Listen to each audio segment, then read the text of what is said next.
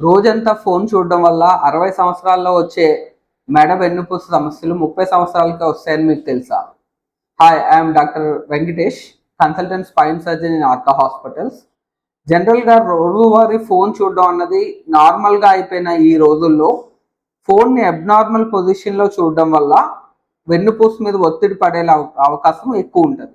అది ఎలా అంటే ఫోన్ని మెడ వంచి ఎక్కువ చూసినా లేదా మెడని బాగా వెనక్కి సాగదీసి చూసినప్పుడు మెల్లగా అది మెడ మీద ఒత్తిడి తెచ్చి సర్వైకల్ స్పాండిలోసిస్ కింద మారి అదే నరాల మీద ఒత్తిడి వచ్చి చేతికి తిమ్మిరులు రావడం కానీ లేకపోతే వీక్నెస్ రావడం వచ్చే అవకాశాలు కూడా లేకపోలేదు.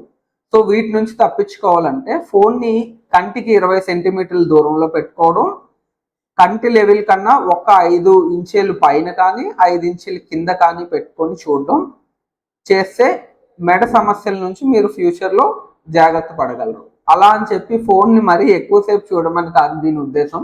ఫోన్ యూసేజ్ తగ్గించి ఈ జాగ్రత్తలు తీసుకుంటే మీరు మెడ వెన్నుపూస సమస్యల నుంచి ఫ్రీగా ఉండవచ్చు.